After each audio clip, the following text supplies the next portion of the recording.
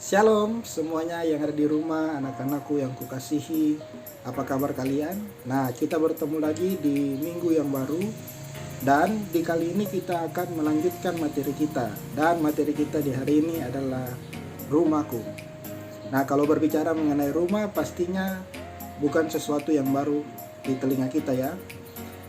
Berbicara mengenai rumah, itu sesuatu yang sudah biasa. Karena apa? Karena kita juga tinggal di rumah.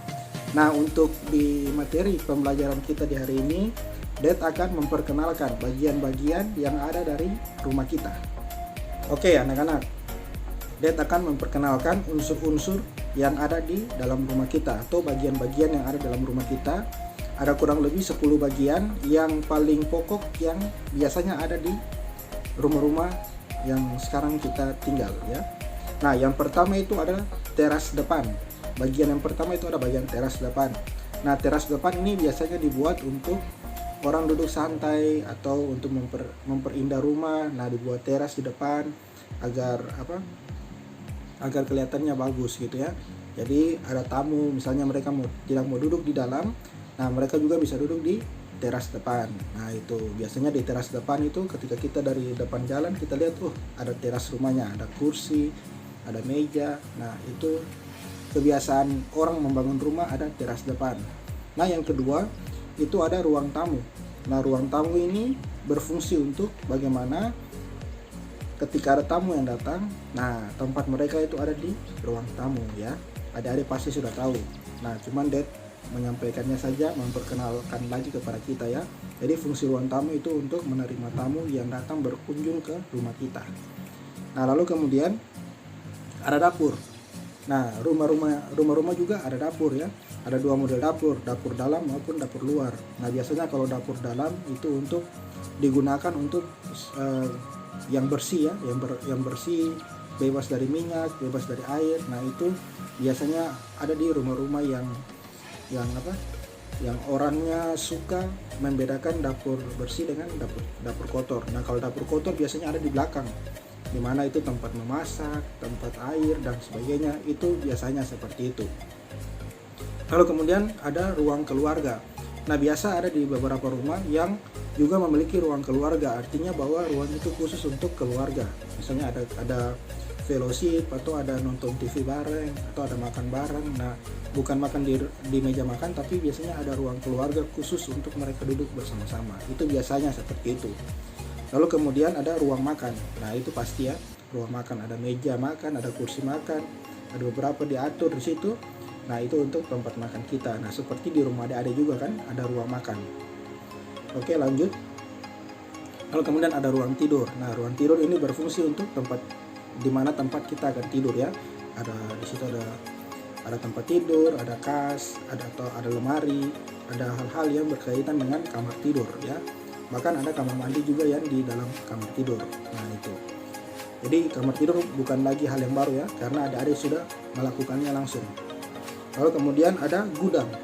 Nah, fungsi gudang ini untuk menaruh barang-barang yang disimpan ya. Disimpan misalnya ada gudang untuk menyimpan barang, ada gudang untuk menyimpan pakaian.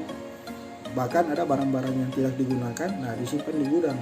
Untuk apa? Untuk bisa digunakan di kemudian hari. Itu fungsi gudang. Lalu kemudian ada garasi. Nah, garasi ini digunakan untuk menaruh kendaraan. Nah, kalau ada mobil, ada motor, nah dibutuhkan garasi supaya apa? Itu tempat khusus untuk menaruh kendaraan kita. Oke, lanjut. Kemudian ada kamar tambahan. Nah, kamar tambahan ini kalau ada di beberapa rumah yang pernah lihat, ada kamar tambahan, misalnya selain kamar orang tua, kamar anak, nah biasanya juga ada kamar tamu. Itu sebagai kamar tambahan. Mengapa? Nah, sehingga kalau misalnya ada tamu yang datang, nah mereka tidak bisa pulang, nah mereka nginap di kamar tambahan itu, disebut dengan kamar tamu. Lalu kemudian juga ada kamar pembantu, biasanya di bagian belakang itu ada kamar pembantu. Lalu kemudian juga ada kamar-kamar lain, misalnya untuk saudara kita, misalnya ada orang yang tinggal dengan kita, ada kamar satu yang diberikan khusus untuk dia. Nah, jadi disebut dengan kamar tambahan. Lalu yang terakhir ada kamar mandi.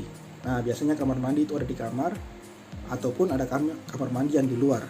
Nah, biasanya ada pembeda-pembeda sih. Kamar mandi ada beberapa yang dibuat di dalam satu rumah. Misalnya ada kamar mandi di kamar, itu khusus untuk orang yang tidur di kamar itu. Lalu kemudian ada kamar mandi umum, misalnya kamar mandi umum ditaruh di luar, jadi orang mau masuk mandi, buang air kecil, air besar, nah itu digunakan di luar. Lalu kemudian juga ada kamar mandi tambahan ya di bagian belakang, contohnya itu misalnya ada pembantu atau ada apa ya, itu biasa ada orang-orang keluarga tertentu yang membuat beberapa kamar mandi di dalam rumahnya.